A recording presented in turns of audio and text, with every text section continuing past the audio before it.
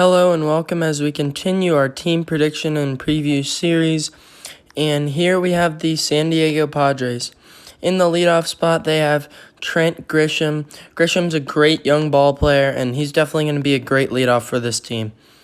In the two-hole, a third baseman that went from overrated to now he might be a little underrated, Manny Machado. People forget about him on the Padres because he's got a guy like Tatis on his team.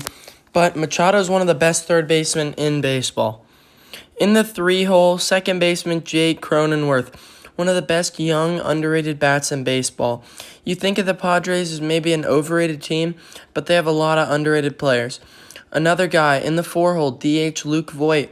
He's going to be able to have a lot of home run power, which is going to be great in the middle of this Padres lineup. And in the five-hole, Eric Hosmer. This is where it starts to fall to some big names that have not been providing in a very long time, with Eric Hosmer and Will Myers, as they're both just big contracts on the books that aren't really doing much for this team anymore. In the five-hole at first for Eric Hosmer, and the six-hole in right for Will Myers.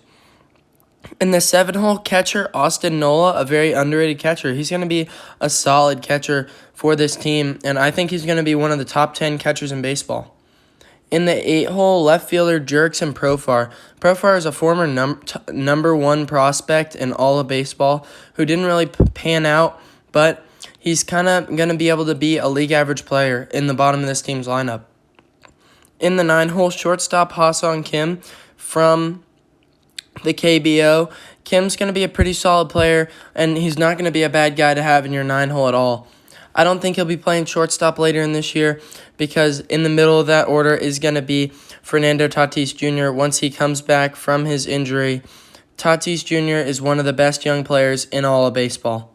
This is where this team really makes their big strides, is the rotation. They got Yu Darvish at the top of the rotation, who's absolutely nasty. In the two spot, they've got Joe Musgrove, another extremely solid pitcher. In the three spot, they have a guy that was lights out down the stretch last year in Blake Snell. And in the four spot, they have a guy we kind of forgot about that they traded for in Mike Clevenger because he had to deal with Tommy John surgery. But now he's back.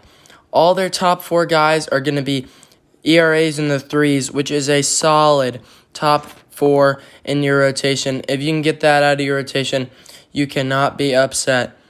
And in the five spot, Nick Martinez. Martinez should be about a league average pitcher this year, maybe a little below average, but he's your number 5 starter, so you can't be mad. Let's go to the bullpen. This team's probably going to be closing it out with Dinelson Lamet. Won't be bad. And the rest of their pen is pretty solid, above average arms. So overall, I think this is going to be a really solid team. I think they're going to end up this year being a 90-72 team.